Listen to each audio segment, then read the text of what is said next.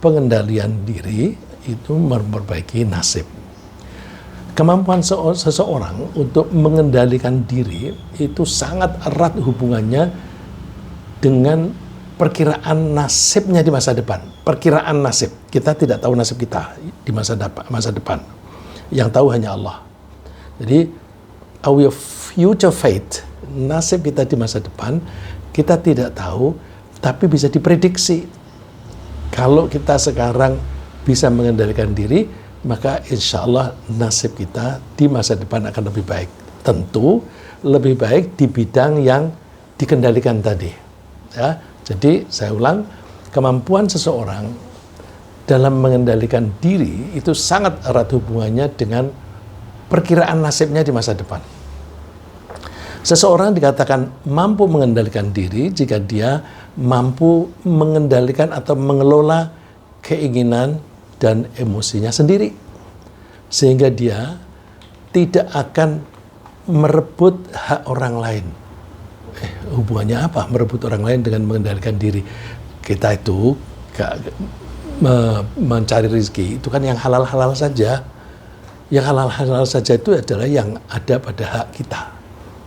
Terus kalau kita mengambil hak orang lain, apakah dengan mencuri atau dengan menipu atau dengan kecurangan atau dengan korupsi atau dengan memalak, nah itu melampaui batas yang halal dilampaui menjadi haram. Nah, kalau seseorang itu mampu mengendalikan diri, dia tidak akan menyeberang dari yang halal. Nah, dia mampu menahan diri untuk memperoleh atau mengejawantahkan, untuk mengelola apa yang ada di depannya yang halal, tidak merambah yang lain. Dengan begitu misalnya orang yang mempunyai pohon, kalau di desa itu suka orang yang mempunyai pohon mangga, itu suka ada calon pembeli yang muter-muter itu, lalu menemui pemilik pohon itu. Pak, Bu, boleh nggak mangganya saya beli? Nah itu seringkali Pak calon pembeli itu lebih suka membeli ketika masih muda. Udah saya beli sekian. Nah kalau masih muda harganya lebih murah. Terus tapi memetiknya kapan? Memetiknya nanti. Itu menurut Islam tidak boleh, ya, karena di situ ada unsur spekulasi. Spekulasinya kalau masih muda kan belum tentu nanti mereka semuanya bisa matang. Bisa saja 1-2 hari kemudian didatengin ulat, habis itu. Ya. Terus juga kalau dihargai pada waktu masih muda, harganya murah. Nanti kalau dipetiknya sudah tua, itu harganya lebih mahal. Nah, yang punya bisa merasa dirugikan. Itu baru antara muda dan tua. Lebih lagi, antara muda dan tua, itu kan pemiliknya itu harus merawat pohonnya. Paling tidak jangan sampai ada yang mengganggu. Nah, menjaganya itu tidak diupah. Seharusnya kan diupah. Jadi, makanya tidak boleh membeli buah yang masih mentah atau suka-suka disebut ijon. Ya. Nah, orang yang bisa menahan diri, ditawar berapapun, saya tidak jual sekarang. Saya menjualnya nanti kalau sudah betul-betul tua. Sehingga sudah ketahuan berapa biji buahnya, terus kemudian seberapa bagusnya, lalu dihargai pada saat itu. Jadi orang yang tidak bisa menahan diri, mumpung ada tawaran duit nih, aku bisa menerima sekarang. Nah, banyak orang menerima sejumlah uang sekarang yang jumlahnya sedikit, itu lebih disukai daripada menerima uang itu 1 bulan kemudian dalam jumlah yang lebih banyak. Menahan diri, jangan buru-buru sekarang. Nanti tunggu kalau sudah tua. Ya, itu pertimbangannya, 1 supaya halal, kedua nanti kita lihat perkembangan berikutnya bahwa penghargaan, memberinya harga, menentukan harganya itu menjadi sahih, menjadi baik gitu. Nah, misalnya lagi seorang nelayan misalnya mendapatkan kepiting, kepitingnya itu sedang hamil. Orang yang bisa mengendalikan diri, ini satu kepiting, kalau saya jual sekarang memang harganya sedikit lebih mahal. Tapi habis itu selesai dan di laut nanti jumlahnya akan berkurang. Tapi kalau ini dilepas sampai kepiting ini beranak, anaknya itu ribuan. Jumlah ribuan itu kalau kita tunggu nanti jumlahnya banyak, kita bisa mengambil lagi dalam jumlah yang banyak ketika mereka sudah dewasa. Nah, orang yang tidak bisa mengendalikan diri, udah ambil aja sekarang. Nah, ini mengenai kepiting ini saya tidak orisinil dari pembicaraan Bu Susi ya. Bu Susi dulu waktu menjadi menteri suka cerita orang-orang nelayan ini susah dikasih tahu. Mereka kalau diberitahu supaya kepiting yang hamil jangan diambil, lepaskan lagi. Nanti kalau jumlahnya banyak kan kamu sendiri yang untung. Jawabannya nelayan, kata Bu Susi, ya kalau sekarang ini kan sudah ada di tangan saya, berarti duitnya ada pada saya. Tapi kalau saya lepas nanti anaknya banyak, yang nangkep anak-anaknya kan belum tentu saya, bisa orang lain, aku nggak dapat. Nah, itu pertimbangannya, maka mereka tidak bisa menunggu sampai mereka itu sampai kepitingnya itu punya anak.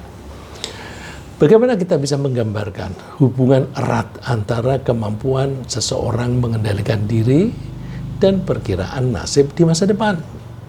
Gini, jika seseorang mampu menahan marah misalnya, marahnya sekarang karena kesal.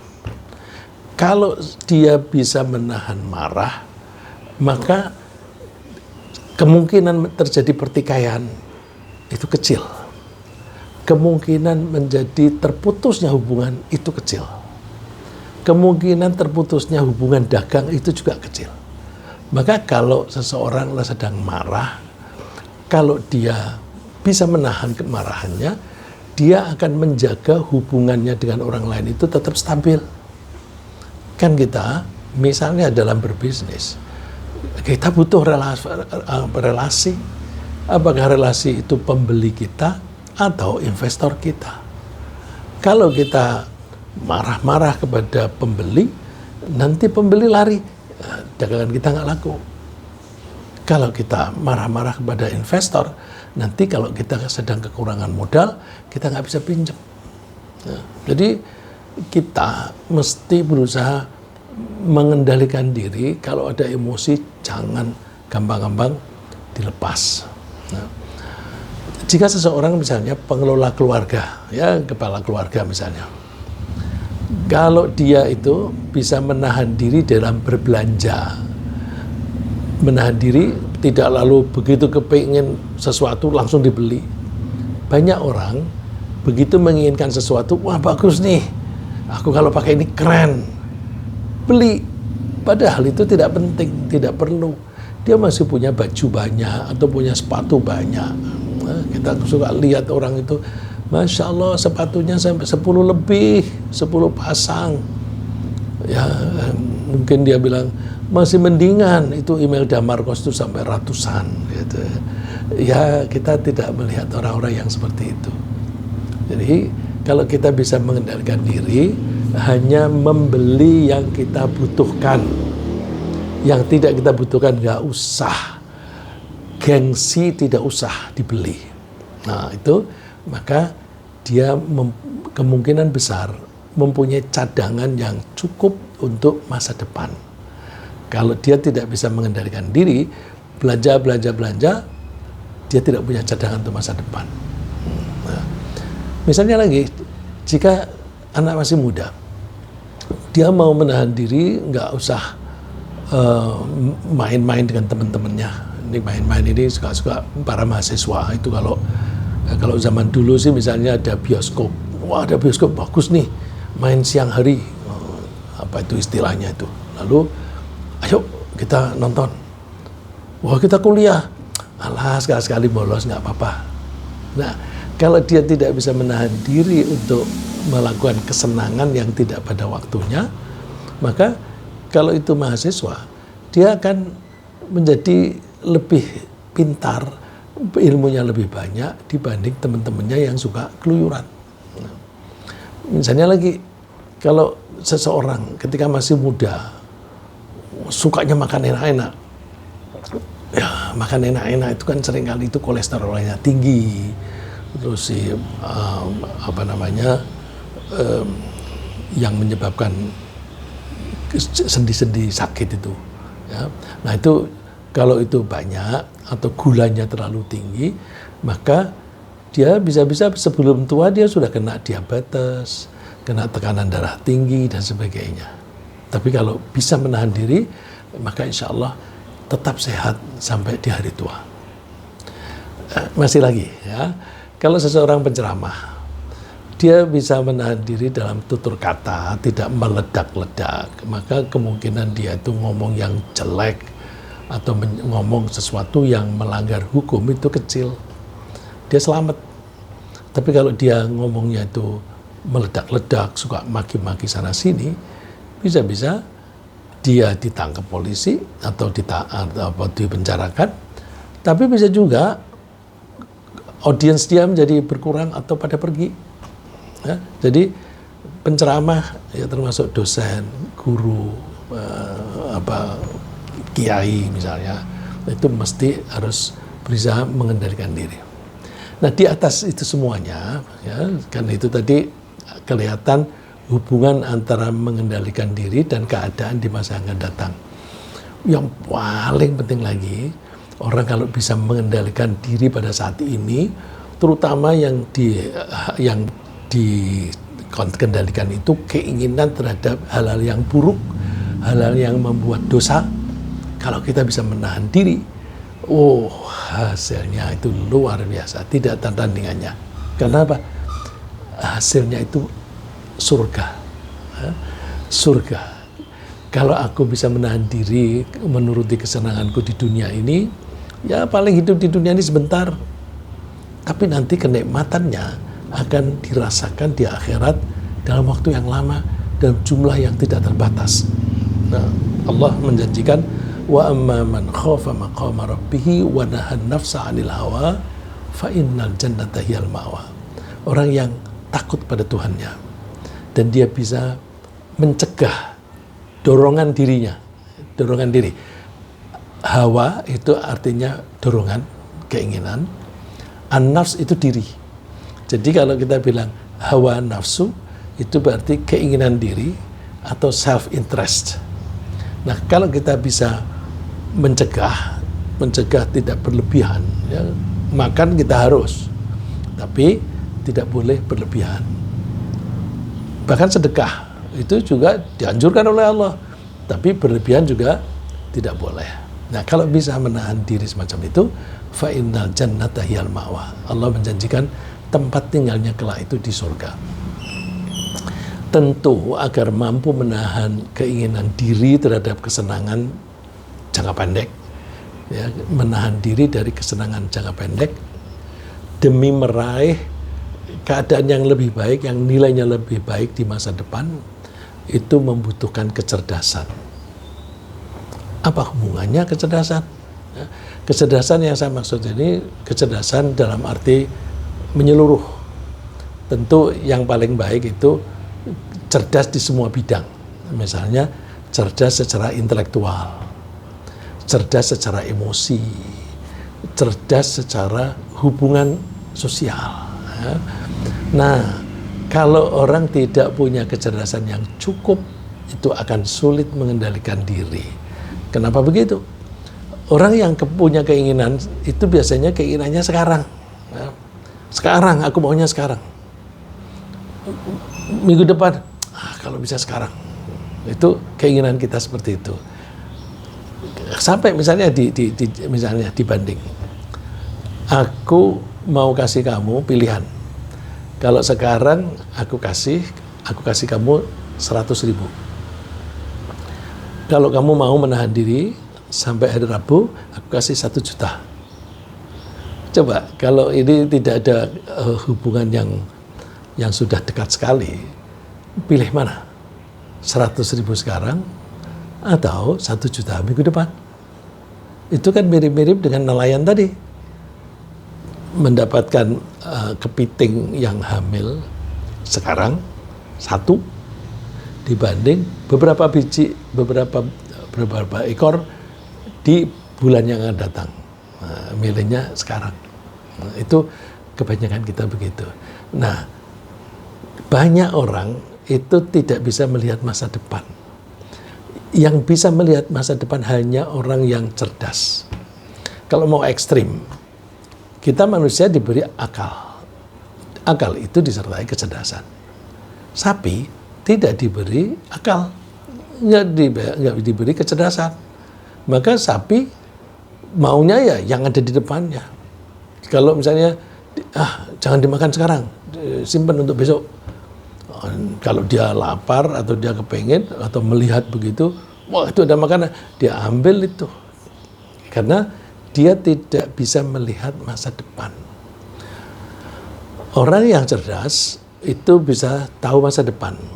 Makin cerdas, bisa melihat masa depan jarak jauh, jangka panjang. Makanya kalau kita berbisnis itu kan ada perencanaan masa depan pendek, short term. Ada yang jangka panjang jangka masa depan, jangka sedang 5 tahun misalnya. Kemudian ada yang jangka panjang sekali. Nah, kalau negara kita dulu bikin ada repelita, itu ada 25 tahun, ya, tapi dibagi 5 menjadi repelita. Nah, sekarang ada lagi, nggak tahu tuh kenapa. Apakah karena sentimen politik dulu yang menyusun pembangunan jangka panjang itu tidak disukai secara politik, lalu sekarang karena dia tumbang, bongkar. Atau penguasa sekarang tidak bisa melihat masa depan, sehingga tidak ada rencana lagi jangka panjang. Jangankan jangka panjang, RAPBN itu saja mestinya kan 1 tahun setelah disahkan jadi APBN. Sekarang ini sering ada perubahan di tengah jalan. Malah pernah ada perubahan itu 2 kali dalam 1 tahun. Sehingga disebutnya kan APBNP, ya, perubahan. Nah, itu kalau kita tanya, ya karena kondisinya kan berubah, maka kita ubahlah. Tapi bisa juga kamu tidak bisa mengantisipasi, kamu tidak bisa membuat perhitungan. Ya, kalau situasi ekonomi itu secara umum itu kan bisa dibuat perhitungan dengan mempertimbangkan faktor-faktor fundamental. Nah, kalau nggak bisa, ya terus pertimbangannya sekarang. Ternyata ada perubahan, lalu terus baru berubah. Nah, orang yang cerdas itu bisa melihat masa depan jangka panjang. Seberapa panjang? Ya, kalau contohnya ayat tadi, sampai di akhirat. Ya, sampai di akhirat. Kalau bisnis, nggak mungkin itu bikin perencanaan yang sepanjang itu. Bisa bikin 5 tahun aja udah bagus, apalagi 10 tahun. Ya, itu udah bagus sekali. Tapi kalau kita dalam hal mengendalikan diri ini, kita bicara masa depan itu sampai di akhirat. Ya. Kecerdasan itu penting, dan kecerdasan saja tidak cukup, harus disertai dengan kebijaksanaan. Kebijaksanaan itu kemampuan untuk menerapkan rencana tadi. Jadi kita kalau mempunyai kecerdasan, kita membuat perencanaan untuk mencapai target masa depan. Nah, untuk mencapai target masa depan itu, kita harus menyusun kegiatan-kegiatan, program-program yang bisa mengantarkan kita ke target tadi. Nah, orang yang bijaksana itu dia disiplin. Ini harus saya jalani. Ya, kalau dia targetnya tuh surga, aku masuk surga harus rajin sholat, puasa dan sebagainya. Nah, sholat itu kegiatan atau program untuk mencapai surga. Nah, orang yang bijaksana dia selalu menjaga kualitas sholatnya itu. Kualitasnya, syarat rukunya dipenuhi, kedisiplinan waktunya dipenuhi, kekhusyuannya dipenuhi, supaya ini betul-betul sampai target. Kalau kemudian suatu saat malas sholat, nah itu berarti dia tidak bijaksana. Ya. Jadi dibutuhkan kecerdasan dan kebijaksanaan. Nah ini ada cerita, diceritakan oleh Abdullah bin Umar. Waktu itu Abdullah bin Umar masih kecil, masa umur 9-10 tahun begitu. Tapi dia kelihatan cerdas. Karena dia kelihatan cerdas, atau bahkan dia sendiri cerdas, dia suka bergabung dengan orang-orang dewasa untuk belajar. Dan seringkali tanya kepada Nabi yang macam-macam. Dia itu suka main di rumahnya Rasulullah. Kok bisa punya akses ke rumah Rasulullah? Iya, Abdullah bin Umar ini kan adik dari Hafsah. Hafsah anaknya Umar bin Khattab. Nah, Hafsah itu kan dinikahi oleh Nabi. Berarti kakaknya Abdullah itu istri Nabi. Nah, dia kalau main ke rumah Rasulullah kan sama dengan main ke rumahnya kakaknya sendiri. Nah, suka nanya-nanya kepada Rasulullah. Nah, dia memang semangat belajarnya tinggi. Nah, suatu saat dia itu diajak orang-orang tua, orang-orang dewasa. 9 orang dia ikut. Nah, dia cerita, ataitu Nabi sallallahu alaihi wasallam asyira asyaratin. Saya berkunjung kepada Rasulullah sebagai orang yang ke-10 dari 10 orang. Nah, pada waktu ketemu dengan Nabi itu, faqama rajulun minal ansar, ada seorang ansar yang berdiri untuk bertanya. Tanyanya gini, ya Nabi Allah, man akyasun nas wa ahzamun nas? Siapa Nabi, orang yang paling cerdas dan orang yang paling bijaksana? Jawaban Rasulullah itu, aktsaruhum dzikran lil maut. Orang yang paling cerdas adalah orang yang selalu ingat mati. Ingat mati, ini maksud artinya dia ingat bahwa suatu saat dia akan mati, setelah mati dia akan diminta pertanggungjawaban. Dari pertanggungjawaban itu ada kalanya dia masuk surga, ada kalanya masuk neraka. Jadi dia ingat mati itu artinya di belakang kematian itu apa. Ini pandangannya jauh ke depan sampai melampaui batas kematian. Dan orang yang bijaksana adalah wasyadduhum isti'dadan lil maut. Orang yang paling disiplin, paling ketat dalam mempersiapkan diri menghadapi kematian qabla nuzulil mauti, sebelum turunnya kematian. Jadi sebelum sakit-sakitan, kita tuh seringkali mendekatkan diri kepada Allah setelah sakit. Banyak itu yang seperti itu. Ya, aku punya teman yang biasa-biasa aja lah. Suatu saat ketemu di rumah makan, dia menjadi soleh banget. Terus kegiatannya dia banyak ibadah. Terus ngobrol-ngobrol, ketahuan dia berubah gitu karena dia kena stroke. Jadi untuk menjadi baik, dia perlu dibuat oleh Allah stroke dulu. Tapi kalau kita bijaksana, jangan sampai kena stroke. Kita mendekatkan diri sebelum kena stroke, sebelum kita penyakit. Nah, ya, tapi untuk dia termasuk beruntung ya, karena dia masih hidup, jadi punya kesempatan untuk begitu. Cuma alangkah baiknya kita mendekatkan diri, tidak usah menunggu ditegur oleh Allah. Teguran yang membuat kita menjadi lemah, yaitu sakit. Nah, terus Rasulullah mengatakan ulaika humul akyas dhahabu bisyarafid dunya wa karamatil akhirah. Mereka itu adalah orang yang paling cerdas, orang-orang yang cerdas. Mereka di dunia mulia, di akhirat juga mulia.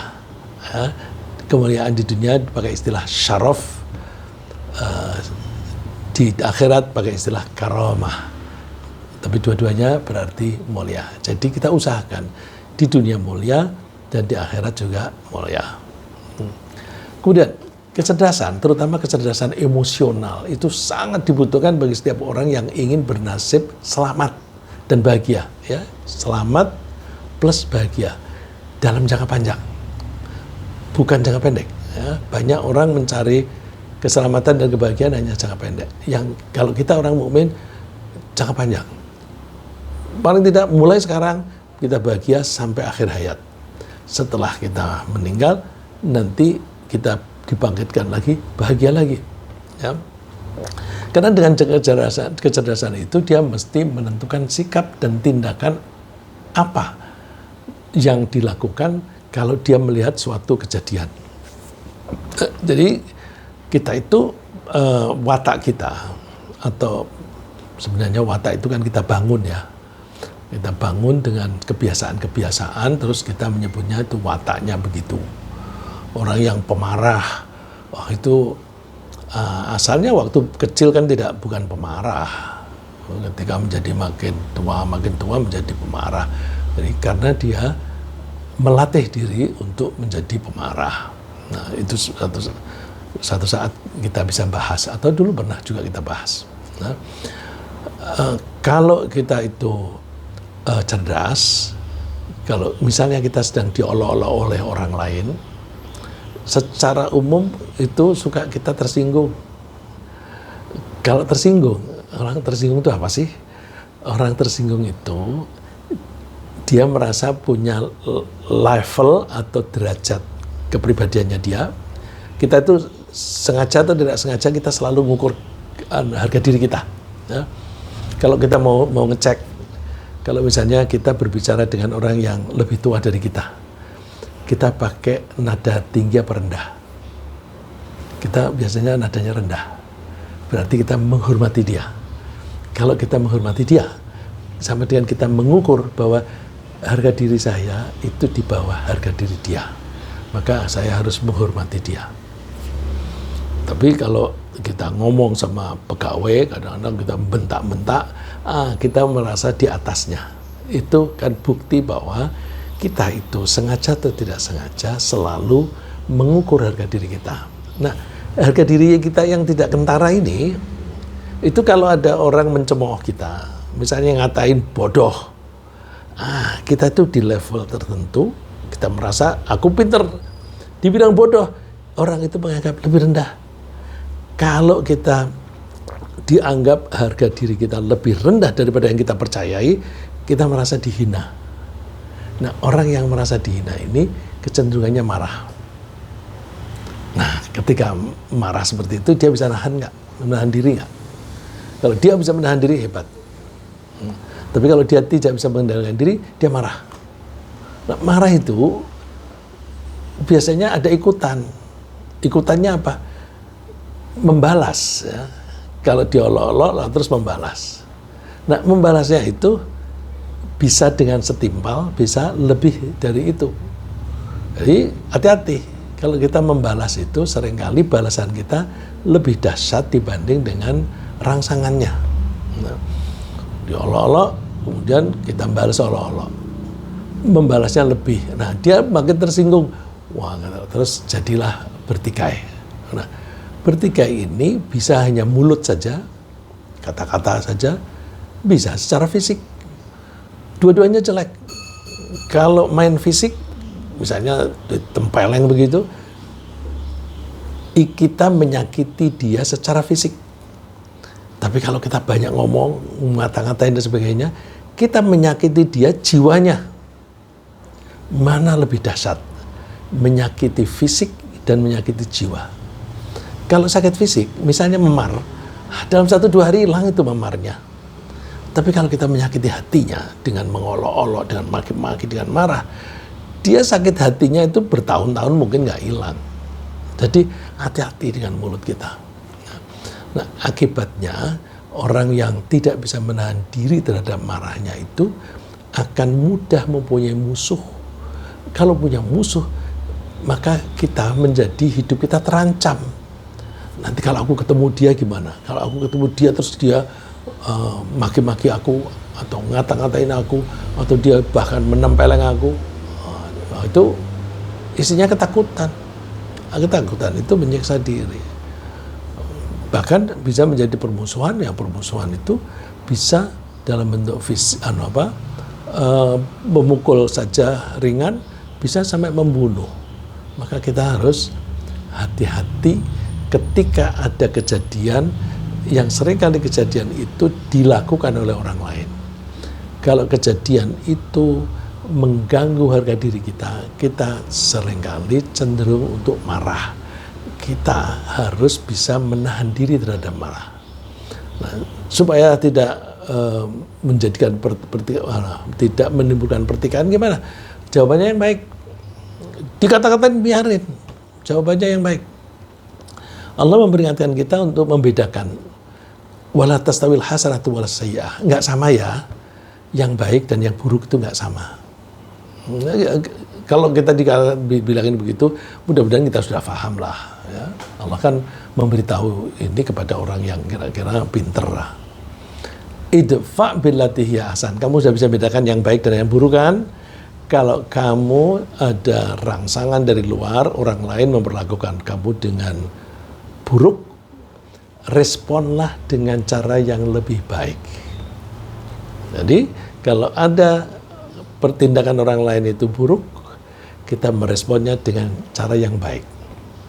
Gimana kalau dia sudah baik? Allah menggunakan kata ahsan di sini. Ahsan itu artinya yang lebih baik. Jadi kalau orang itu santun pada kita usahakan kita lebih santun dari dia. Dengan begitu, kita itu di hadapan dia, kita menunjukkan bahwa kita itu di bawah dia. Kalau kita menunjukkan bahwa kita itu di bawah dia, berarti kita ngangkat dia. Jadi kalau kita itu santun kepada orang lain, itu sebenarnya kita sedang mengangkat harga diri dia. Kalau kita mengangkat, orang itu senang. Dan menyenangkan seperti itu kan nggak pakai modal. Jadi nggak rugi. Nah, terus kalau kita bisa bersikap seperti itu, respon kita mesti baik atau lebih baik. Fa idzal ladzi bainaka wa bainahu adawah, nanti kamu bisa mengubah orang yang semula antara kamu dan dia itu ada permusuhan, permusuhan, ka'annahu waliyun hamim. Dia akan berubah menjadi teman akrab yang suka menolong. Ya. Waliyun itu pelindung. Namanya pelindung itu kan siap menolong.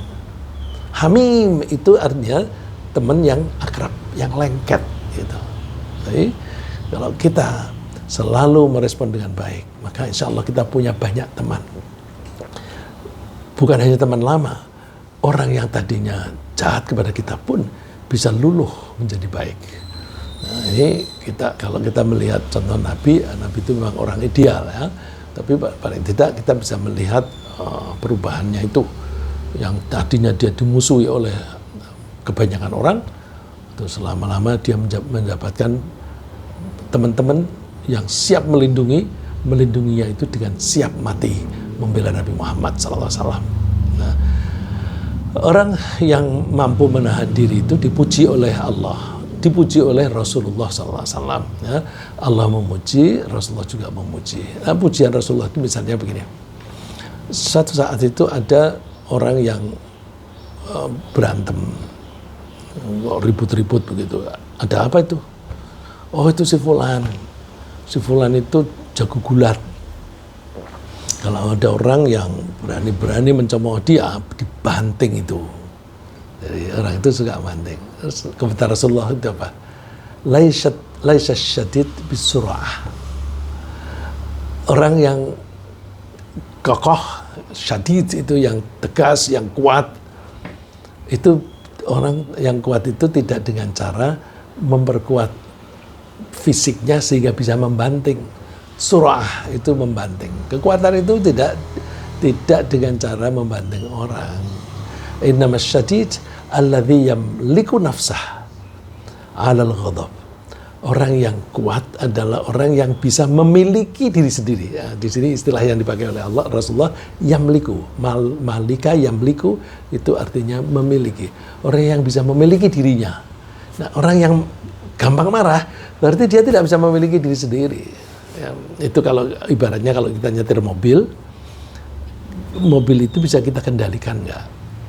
Kalau kita jalan terlalu cepat, nanti roda itu menjadi tidak terlalu nempel di tanah, di aspal, nanti kita sulit mengendalikan. Kalau kita sulit mengendalikan, nanti mobilnya yang mengendalikan kita. Jadi kalau kita mengendari mobil, kita usahakan kita yang mengendalikan mobil, jangan mobilnya yang mengendalikan kita. Kalau kita punya emosi, jangan sampai emosi itu yang mengendalikan kita. Kita miliki, kita kuasai emosi kita. Kita taklukkan. Jangan sampai lepas. Nah, yang ujian yang paling sulit itu ketika marah. Ya, ada ayatnya di sini tidak saya kutip. Orang yang baik itu wa idza ma ghadibu hum yaghfirun. Kapan saja dia marah. Ya. Idza itu artinya kapan atau when. Kalau ditambah dengan ma itu artinya whenever. Kapan saja dia marah, dia itu memaafkan. Kita ini kalau sedang marah kan suka, tiada maaf bagimu, masih marah nih aku. Itu berarti bukan orang kuat. Orang kuat itu justru memaafkan di waktu marah. Nah, misalnya lagi, contoh yang lain menahan diri. Seseorang yang rajin dan tekun belajar, itu kan dia belajar meninggalkan yang lain-lain yang menyenangkan. Jadi dia menahan diri dari kesenangan-kesenangan. Terus dia kemungkinan besar kalau bisa menahan diri dalam menekuni belajar, dia akan mendapatkan nasib yang lebih bagus di dunia maupun di akhirat. Tentu kalau kita mengharapkan belajar ada keuntungan di akhirat, niat belajarnya jangan salah. Kita belajar menuntut ilmu karena Allah. Kalau kita belajar menuntut ilmu karena Allah, indikasinya apa? Makin banyak ilmu kita makin tunduk kepada Allah. Orang yang misalnya belajar, aku mau belajar sampai S3. Keren, aku nanti kan bisa melamar pekerjaan yang tinggi misalnya. Ya. Tidak selalu sih, buktinya tidak selalu doktor itu bisa jadi menteri. Ada yang ijazahnya palsu juga bisa menjadi menteri atau malah bisa jadi wakil presiden. Tapi kalau yang normal, kalau kita itu rajin belajar, jangan salah niat. Niat kita hanya untuk mencari ridho Allah. Nanti kita mendapatkan keuntungan double. Keuntungan di dunia dan keuntungan di akhirat. Misalnya belajar kedokteran. Kalau niatnya hanya untuk cari duit, kalau aku jadi dokter, buktinya enggak, itu dokter yang miskin. Ya paling tidak miskin lah. Terus belajar kedokteran. Orientasinya hanya penghasilan. Ya dia dapatnya hanya di dunia aja. Tapi kalau dia niatnya, aku mau belajar kedokteran, aku mau belajar bagaimana cara menolong orang yang sakit supaya dia sembuh. Kalau dia sakit, dia itu mudah putus asa. Kalau dia sembuh, dia menjadi bersyukur kepada Allah. Dan banyak sekali orang yang asalnya sakitnya parah, begitu sembuh, dia makin rajin ibadah. Karena dia menganggap, hampir saja aku mati. Ini nyawaku yang kedua. Terus dia tekun ibadah. Jadi niatnya belajar kedokteran untuk menolong orang lain supaya dia bisa mengabdi kepada Allah dengan cara yang lebih baik. Nah, itu hasilnya double, dunia dan akhirat. Makanya Rasulullah mengatakannya begini, man salaka tariqan yatlubu fihi ilman, salakallahu bihi tariqan min turuqil jannah. Siapa yang menempuh jalan, salaka yasluku itu mengikuti atau menempuh jalan, tariqan perjalanan, yatlubu fihi ilman, kalau dia perjalanan itu dalam rangka menuntut ilmu, salakallahu bihi tariqan min turuqil jannah. Allah akan membuat dia sama dengan menempuh jalan menuju ke surga. Mudah-mudahan kita pengajian ini maksudnya seperti itu. Ya. Bukan hanya bapak-bapak dan ibu-ibu yang belajar, saya juga belajar. Ya. Itu kalau kita jadi dosen, jadi guru itu kan sebelum ngomong itu kita belajar dulu, kita mesti buat lesson plan, ya, perencanaan mengajar. Itu kan belajar dulu. Saya sebelum ngomong begini belajar dulu supaya nanti aku bisa mengemukakan dalilnya ini dan sebagainya. Terus kalau ada pertanyaan saya bisa menjawab. Jadi sebenarnya bapak-bapak, ibu-ibu dan saya sama belajarnya. Niatnya hanya untuk mencari ridha Allah. Dengan begitu kita tidak sia-sia. Setiap hari Rabu kita ngaji, kita pengajian begini, tapi sama dengan kita ini sebenarnya sedang menempuh jalan menuju ke surga. Mudah begitu. Nah, karena itu dimudahkan oleh Allah, Allah pun mengerahkan malaikat untuk menghormati dan mendoakan. Nah, Rasulullah mengatakan, wa innal malaikata la tadau ajnihataha. Para malaikat itu terhadap orang yang sedang menuntut ilmu, mereka pada meletakkan sayapnya. Jadi kan meletakkan sayap itu kan artinya menghormati. Jadi para malaikat itu pada menghormati orang-orang yang sedang belajar. Karena apa? Mendoakan ridwan li talibil ilmi. Para malaikat itu merasa senang terhadap orang-orang yang sedang menuntut ilmu. Bukan hanya malaikat. Wa innal alima la yastaghfiru lahu man fis samawati wa man fil ard. Orang yang sedang belajar dan sudah, apalagi dia sudah mempunyai ilmu, maka dia akan didoakan oleh makhluk-makhluknya Allah, baik yang di langit maupun yang di bumi. Makhluk ya. Ini meskipun pakai kata man itu kalau bahasa Arab biasanya orang. Kalau benda itu pakai ma. Nah, di sini pakai man. Tapi kadang-kadang Allah menggunakan kata man yang disebutkan orang tapi termasuk yang bukan manusia. Kadang-kadang sebaliknya. Allah menyebut ma semua ciptaan Allah termasuk manusia. Jadi di sini lebih dekat kita menerjemahkannya semua yang ada di langit dan semua yang ada di bumi. Dari mana kita mengatakan tidak hanya manusia? Kalimat berikutnya, wal hitanu fi jawfil ma, termasuk ikan-ikan di perut lautan, jadi di lautan dalam sana, itu ikut menghormati, ikut mendoakan. Nah, jadi kalau begitu kan man di sini tidak hanya manusia. Wa inna fadlal alim 'alal 'abid ka fadlil qamari lailatal badri 'ala sa'iril kawaib. Kemuliaan orang yang mempunyai ilmu dibanding orang yang tidak berilmu itu ibaratnya mata bulan dalam arti sinarnya. Sinar bulan di malam bulan penuh, ya, malam bulan penuh itu bahasa Arabnya Badr. Ya. Badr itu pada tanggal-tanggal bulan itu bulat utuh. Jadi kemuliaan orang yang berilmu dibanding dengan orang yang tidak berilmu, meskipun dia itu seorang hamba Allah, itu bagaikan bulan yang terang dibanding ala sa'iril kawaib, dibanding dengan bintang-bintang yang lain. Wa innal ulama warathatul anbiya, orang-orang yang berilmu itu pewaris nabi, tapi bukan pewaris harta. Wa innal anbiya la yuwarrithu dinaran, para nabi itu tidak mewariskan harta, wala dirhaman, dinar maupun dirham enggak, tapi warathul ilma, mereka mewariskan ilmu. Faman akhadahu akhadha bihadzin wafir. Kalau orang itu mau menuntut ilmu, dia sama dengan mendapatkan sesuatu bagian yang besar sekali. Nah, dengan demikian bisa dikatakan bahwa kita harus bisa mengendalikan diri agar kita bisa mengorbankan kesenangan jangka pendek, ya.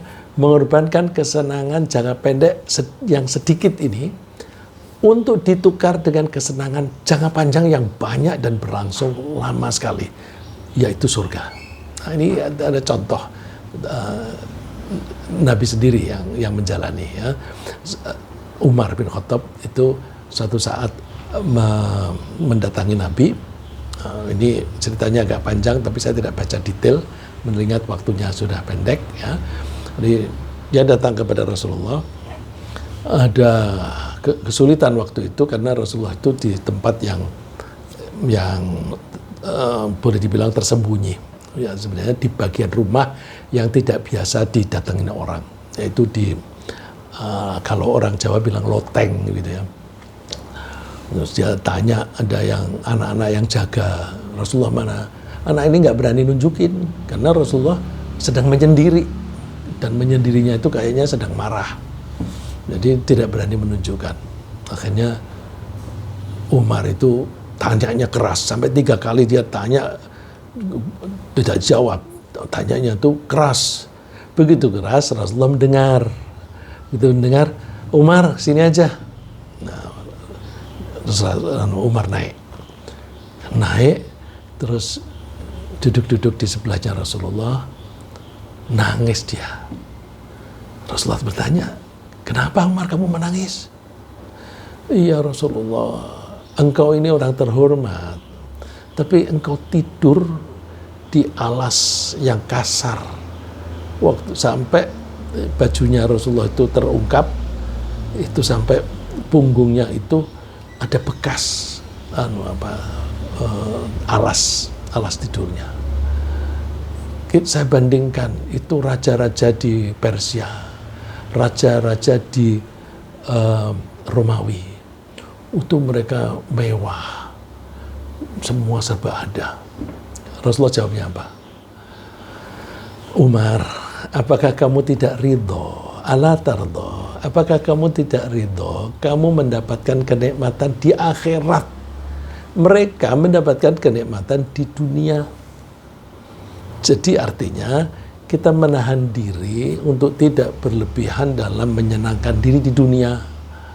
Kita usahakan, udahlah kita banyak-banyak melakukan kegiatan yang diridhoi oleh Allah demi kenikmatan di akhirat. Umar tentu menjawab, bala, betul, saya lebih ridho itu.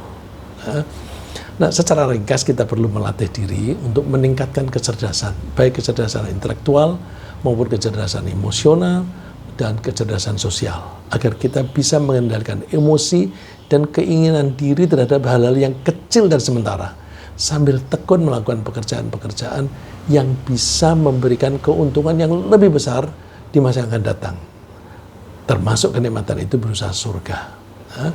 Rasulullah mengatakan al-kayyisu, orang yang cerdas, man dana nafsu, adalah orang yang selalu mengevaluasi diri.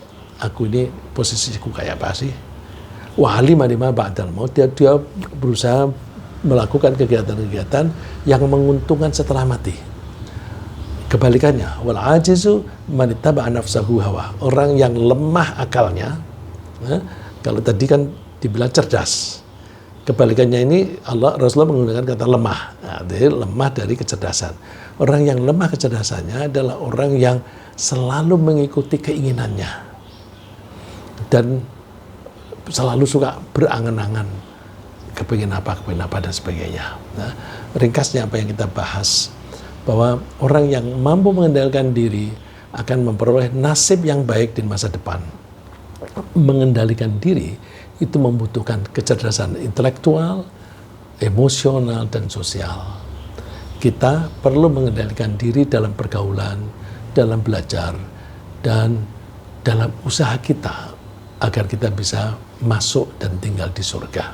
Semoga Allah memberi kita ketangguhan dalam mengendalikan diri demi meraih nasib baik di masa yang akan datang. Amin.